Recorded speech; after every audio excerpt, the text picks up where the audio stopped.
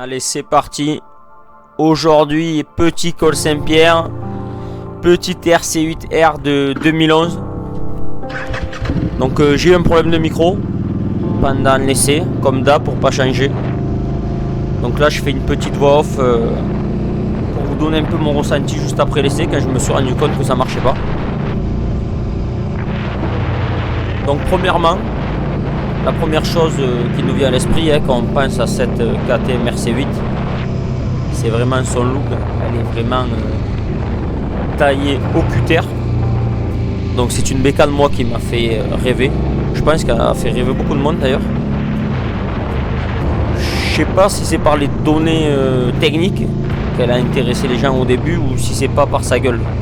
Parce que vraiment elle a une gueule, on dirait, je sais pas, un ovni le truc. Déjà en 2011, quand elle est sortie, par rapport à ce qui se faisait, ça, je sais pas, elle était hors concurrence, on ne savait même pas d'où ça sortait ce machin. On aurait dit une moto de Grand Prix. Et finalement, même aujourd'hui, même quand je la revois, je m'aperçois que c'est toujours un monstre en fait. Limite, tu me dirais, à part un peu la face avant, ce phare avant un peu gros. Après tu as le compteur un peu qui date. Bien sûr un peu les demi-guidons, l'électronique, les conneries, je veux dire les commandes. Mais si tu regardes que l'aspect visuel extérieur, la bécane tu as l'impression qu'elle vient de sortir limite. Tu changerais le phare à l'avant, tu mettrais un phare un peu plus moderne, tu aurais l'impression qu'elle est de 2025. Donc pour ça je suis toujours surpris de l'avoir, je suis toujours content de l'avoir. Et franchement c'est une bécane que je voulais et c'est une bécane au pire j'aurais eu envie d'essayer.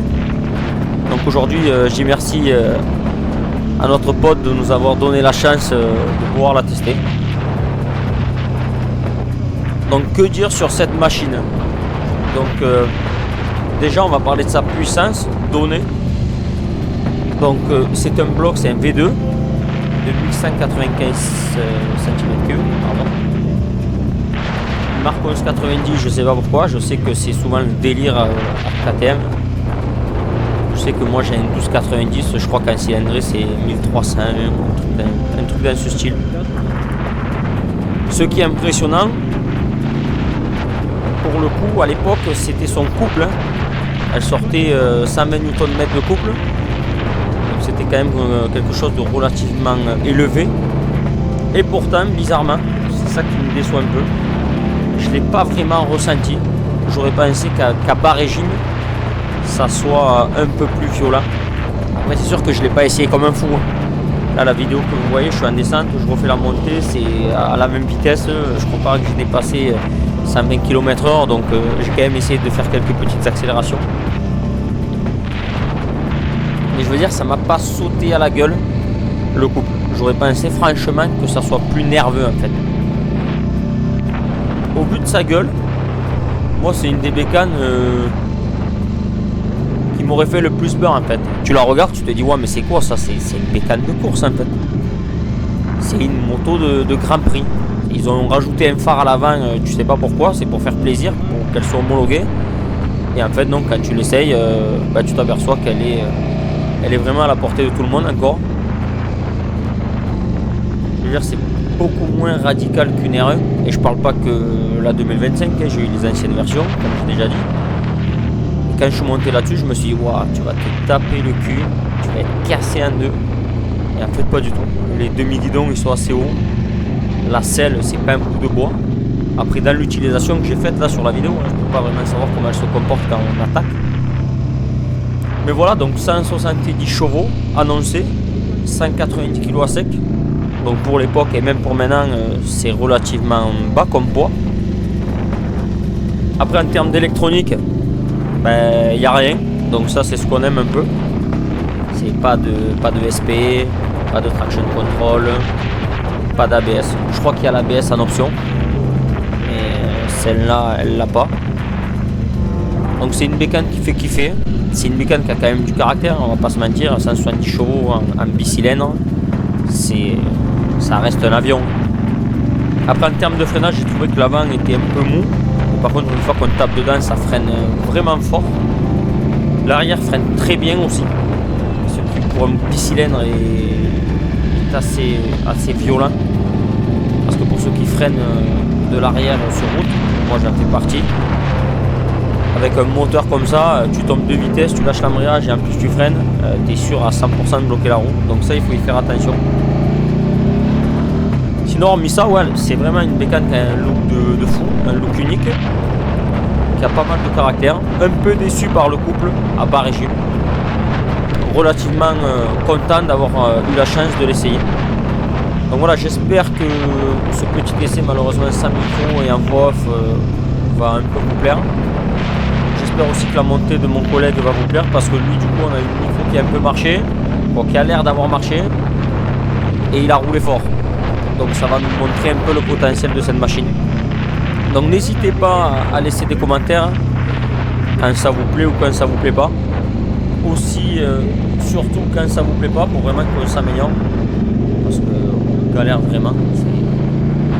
On a plein de petites conneries, des batteries qui sont pas chargées, le micro qui s'arrête parce qu'on branche le micro avec la GoPro. Bref, que des petites galères. Mais j'espère que le petit concept vous plaît. Donc n'hésitez pas à laisser un commentaire, à liker. Et je vous laisse entre les mains de mon collègue. Et je vous dis à très vite. Donc les gars, bonjour. Voilà, on se retrouve du coup, comme Romain l'a dit, sur la KTM RC8.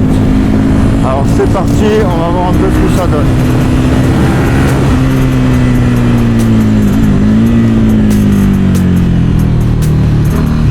Alors déjà dans un premier temps, ce qu'on peut dire, c'est qu'on sent bien la présence du réservoir qui est vachement évident sur ce moto.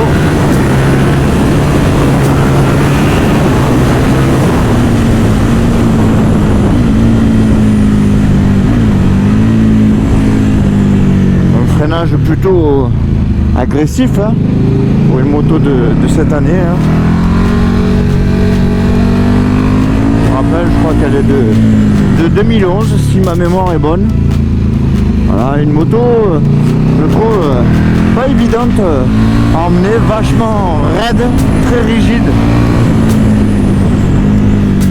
qui change totalement des motos un peu plus modernes que l'on a pu essayer sur la chaîne, dans la vie personnelle.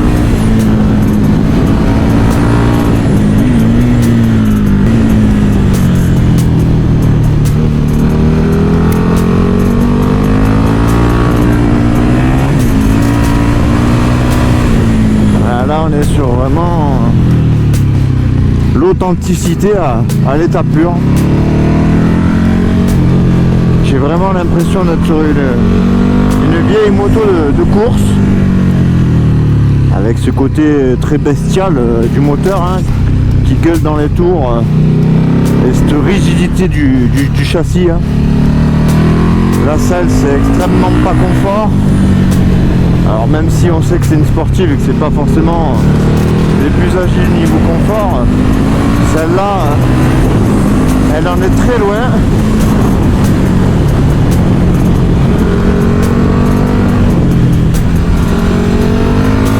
Alors, ça marche, hein. Il n'y a pas à se leurrer, ça marche. Hein. Le 1100 cm3, il est bien présent. Maintenant, je me serais attendu quand même un peu plus de couple. Encore une fois, il faut le remettre dans le contexte. C'est une moto qui a une certaine ancienneté. Et qu'est-ce qu'on ressent vachement la présence du réservoir là. Alors, je fais 1m70 et vraiment... on ressent vachement quoi. C'est un truc de fou. Après, elle est relativement stable quand même. Je veux dire, j'arrive à la mettre vraiment là où je le souhaite. Un freinage très efficace je trouve.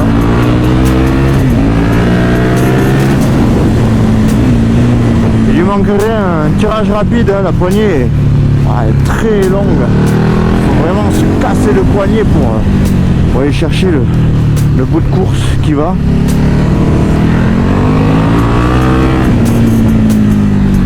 Mais c'est quand même vachement efficace. Je suis agréablement surpris, on va dire.